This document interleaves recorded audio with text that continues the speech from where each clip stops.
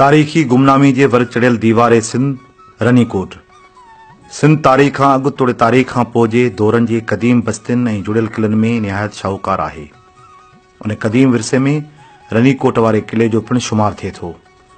क़दीम सिंधू तहज़ीब, तमदन, तारीख़ ऐं शानदार माज़ी जे विरसे जो शाहिद रनीकोट वारो क़िलो मौजूदा ज़िले जामशोरे जे शहर सन खां 25 किलोमीटरनि जे मुफ़ासिले ते खीरथर जाबलू सिलसिले जे टकरियुनि ते पंहिंजे मुनफ़रद, हैरत अंगेज़, पुरसहर ऐं तिल्स्माती तिर्ज़े तैमीर जे सूरत में अॼु बि पंहिंजे सिफ़े हस्तीअ ते मौजूदु आहे। क़दीम सिंध जे शाहकार तारीख़ी विरसे जी अलामत ऐं सिंध जे इतिहास जी अज़मत जे उञाण रनीकोट क़िले जी तैमीर ते नज़र विझिजे थी त क़दीम सिंधियुनि जे फ़न तैमीर में महारत ऐं कारीगरीअ ते रश्क थिए थो ऐं फ़ख्र सां चवणो ऐं मञणो पवे थो त क़दीम सिंध तैमीराती फ़न ऐं कारीगरीअ में दुनिया जे ॿियनि मुहज़ब ख़ितनि खां कंहिं बि तरह पोइते न हुई, छो त रनीकोट दुनिया जे कंहिं अजूबे खां कंहिं बि रीति घटि नाहे। 32 किलोमीटरनि जे पखेड़ में जबलनि ते वरवकड़नि सां तैमीर थियल तारीख़ी गुमनामी जे वर चढ़ियल दीवार सिंध जो तिल्स्माती ॾेख अहसासनि खे छेड़ींदे हज़ारे साल अॻु इतिहास नंगर जो सैर कराए थी। जबल सां वरवकड़ खाईंदड़ क़िले जो नज़ारो न सिर्फ़ हैरत अंगेज़, दिलि लुभाईंदड़ ऐं दिलफ़रेब लॻे थो, पर क़दीम सिंधियुनि जी महारत जी यादि ताज़ी कराए थो। हिन क़िले जी रिथा कंदड़ ज़हननि ते फ़ख्रु ऐं उन रिथा जी तकमील कंदड़ हथनि खे चुमण जो अहसासु शिदत इख़्तियार करे वञे थो। हिन क़िले खे 4 दरवाज़ा आहिनि। ओभर वारे दरवाज़े खे सन गेट चयो वञे थो। सन गेट वटि नए जे ॿिन्ही किनारनि वटि बुर्ज या मोर्चा जोड़ियल आहिनि। क़िले में दाख़िल थियण सां खाॿे पासे ॾखण खां वॾो दिफ़ाई मोर्चो या बुर्ज आहे ऐं साॼे पासे कुझु ऊचाईअ ते 2 मोर्चा या बुर्ज जोड़ियल आहिनि। क़िले जे कुंगरनि सां हलण लाइ पेरे पंधु रस्तो फुट पहिरीं जुड़ियल आहे। कुंगरनि मझां ॿाहिरि दुश्मन ते नज़र रखण खां अलावा तीरबाज़ी ऐं बंदूकबाज़ीअ लाइ ॻिड़खियूं पिणु जोड़ियल आहिनि। खाॿे पासे वारे बुर्ज ताईं ॾाकणनि वसीले पहुचिजे थो। कोट जे अंदरां ॾखण बुर्ज भरिसां हेठि गुंबद सां मुक़बरे नुमा अॾावत मौजूदु आहे, जंहिं लाइ मुख़्तलिफ़ ऐं मुतज़ाद राया मिलनि था। किन उन खे ॿुध जी इबादतगाह कोठियो आहे त किन मुहम्मद बिन क़ासिम जी जोड़ायल मस्जिद सम्झियो आहे त किन उन खे बारूद खाने जो नालो ॾिनो आहे।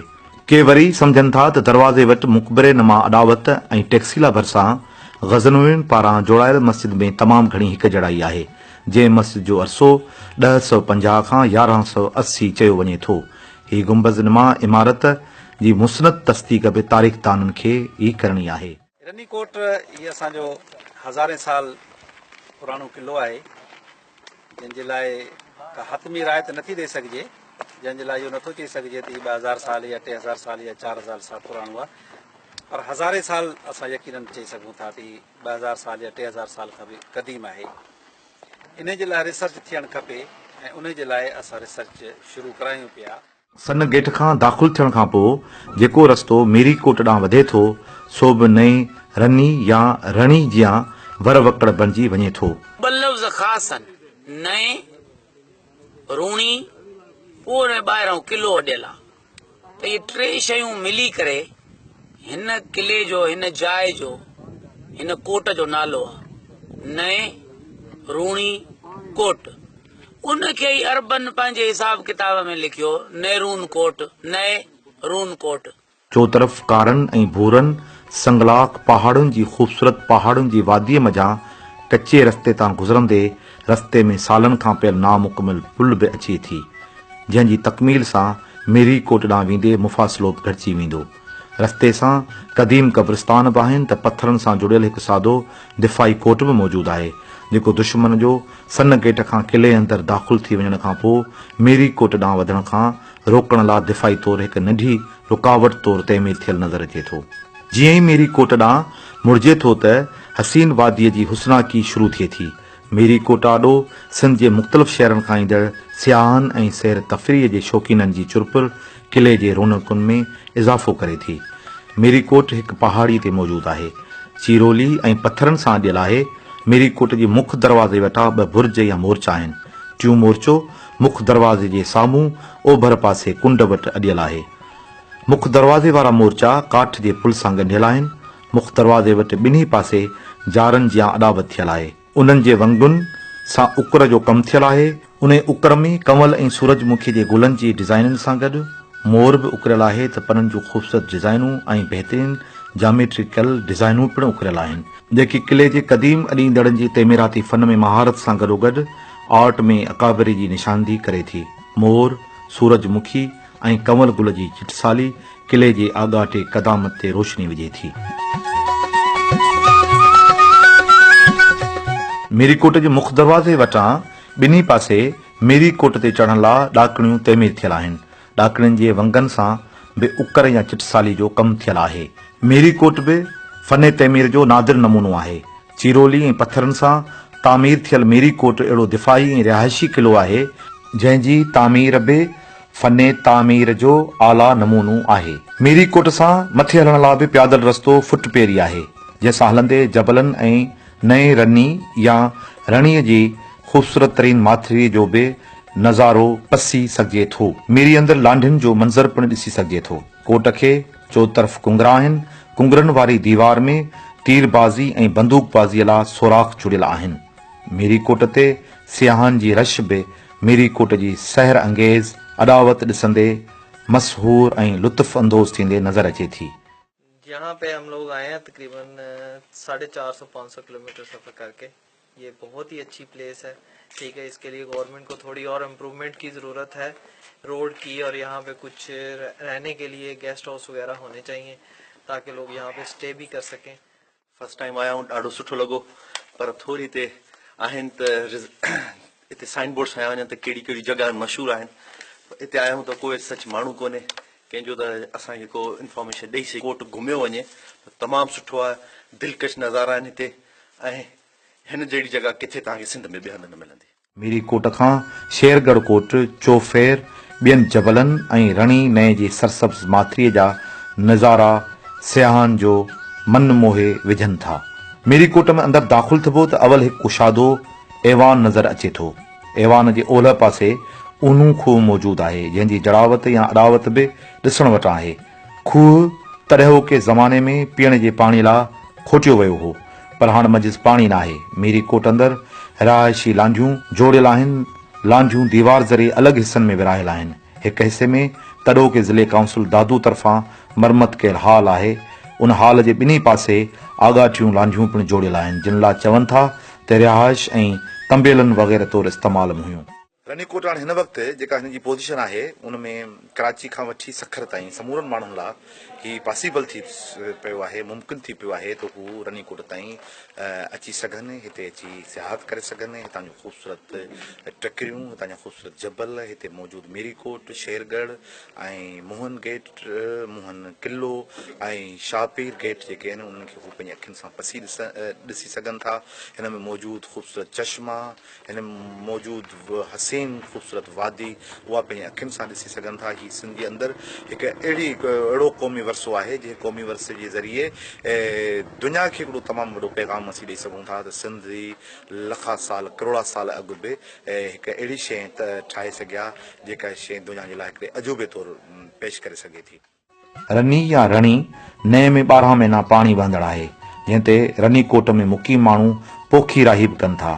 रनी नए जो वाहीअ जी सूरत में वही हलंदड़ पाणी निहायत शफ़ाफ़ ऐं हाज़मेदार आहे। पाणी मोहन दरवाज़े वेझो जाबलू सिलसिले मां फुटी निकिरंदड़ पाणीअ जे चश्मनि मथां वही हले थो। हिकु हसीन चश्मो परिन सां मनसूब आहे, जंहिंखे मुक़ामी तौरु परिन जो तड़ कोठियो वञे थो। मक़ामी माण्हुनि जो यकीन आहे त अॼु बि परियूं उन तड़ ते अचनि थियूं। परिन जे तड़ वटि चश्मनि जो पाणी आबशार जे सूरत में वहे थो। 3 नंढा आबशार आसानी सां ॾिसी सघजनि था।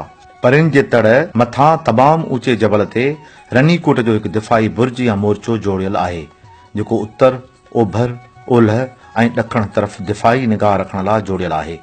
परिन जे तड़ वारे माग या चश्मे खां थोरो अॻिते रनीकोट जो ओलह वारो मोहन नाले दरवाज़ो ऐं कोट आहे। मोहन नालो बि रनीकोट जे क़दामत जी निशानदेही करे थो त रनीकोट कलोड़नि या टालपुरनि जे दौर खां बि आगाटो तामीर थियल आहे, छाकाणि त मोहन नालो इस्लाम खां अॻु वारे दौर खे ज़ाहिर करे थो। मोहन दरवाज़े वटि मोहन नए, रनी नए सां मुखामिल थिए थी ऐं रनीअ जे वहिकरे में शामिल थी वहंदी वञी सन दरवाज़े खां ॿाहिरि निकिरे थी। मोहनकोट मोहन दरवाज़े जे ॾखण वारे पासे दरवाज़े खां मथे ऊचीअ टकरीअ ते मौजूदु आहे। मुस्ततील शिकिल जो मोहन किलो बि तिर्ज़े तामीर जो शाहकार नमूनो आहे। मोहन कोट खे बि सर करण लाइ ॾाकणियूं आहिनि। मोहन कोट खे ॿाहिरां ओलह पासे ॿ दिफ़ाई बुर्ज या मोर्चा आहिनि जितां मोहन लंघ ऐं ओलह तरफ़ इलाइक़े ते चङी तरह नज़र में रखी या ॾिसी सघे थो। ज़बून हाल मोहन किलो शानदार माज़ीअ जी साख भरे थो। आमरी दरवाज़े वारे पासे निहायत ऊचे पहाड़ ते शेरगढ़ जो किलो करखियो बीठो आहे। चवनि था त हिन कोट में शींहं या शेर रहंदा हुआ, तॾहिं शेरगढ़ सॾियो वियो। इहो बि मुमकिन आहे त हिन कोट खे सर करण या फतेह करण लाइ शींहं जहिड़ी बहादुरी ऐं ताक़त घुर्बल हुई, तॾहिं शेरगढ़ सॾियो वियो। शेरगढ़ तां निगाह फेराइजे थी त मीरी कोट समेत रनी कोट अंदरि समूरी माथिरीअ ते निगाह पवे थी त ॿाहिरि बि परे ताईं पहाड़ी इलाइक़ो अख में अची वञे थो। शेरगढ़ ते पहुचण लाइ रस्तो ॾाढो ॾुखियो आहे। लॻे थो त शेरगढ़ कोट दिफ़ाई तौरु फतेह या शिकस्त लाइ आख़िरी कोट ऐं मोर्चो हो। शेरगढ़ बि लॻभॻि मुस्ततील शिकिल में मोहन किले जा तइमीर थियल आहे, पर शेरगढ़ खे चइनी कुंडनि वटि बुर्ज या मोर्चा आहिनि। शेरगढ़ जी तइमीर जो नमूनो मीरी कोट सां मिलंदड़ जुलंदड़ आहे।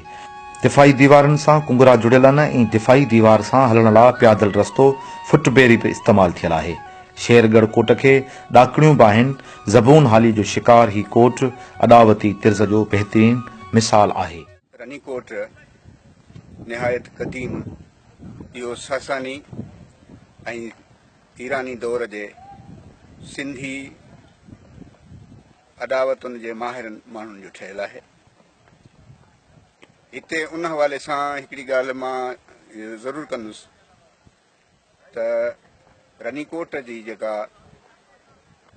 तस्दीक शुद्ध तारीख़ या तहक़ीक़ तॾहिं थी सघे थी जॾहिं उन जी कंहिं तमामु क़दीम हिसे मां तइमीरात मां उहो हिकिड़ी कार्बोनिक टेस्ट जेके असीं रेडियो कार्बन टेस्ट बि चऊं।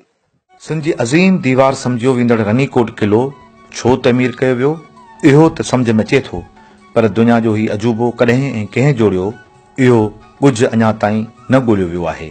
साइंसी दौर में ॻुझ ॻोल्हण बजाए ॻुझ जे ॻंढ खे अञा बि चीढ़ो बणायो वियो आहे। जेतिरा मुहक़क़ ओतिरा ई इख़्तिलाफ़ी राया। तारीख़ी तौर गुमनामीअ जे वर चढ़ियल दीवार सिंध तारीख़ जे सुफ़नि ते अचणु घुर्जे, न त तारीख़ कॾहिं माफ़ न कंदी। छाकाणि त हर क़ौम पंहिंजे हाल ऐं माज़ीअ जी शानदार तहज़ीब, तमदन ऐं सक़ाफ़ती वरसे जे पेशे नज़र मुहज़ब सम्झी वेंदी आहे। अॼोके साइंसी दौर में जिते 40,000 साल अॻु जे आसार जी उमिरि कथे सघिजे थी, उते 2-2.5 हज़ार साल क़दीम रनीकोट जे किले जी जमार या दौर कीअं नथो कथे सघिजे। जेकॾहिं शाहपीर दरवाज़े खां क़दीम अॾावत मंझां कोयले या चारकूल जा नमूना वठी रेडियो कार्बन टेस्ट कराई वञे त तारीख़ी तौर ते गुमनामी जे वर चढ़ियल सिंध जी अज़ीम दीवार पंहिंजी क़दामत खे रसी तारीख़ी तौर निर्वार थी वेंदी।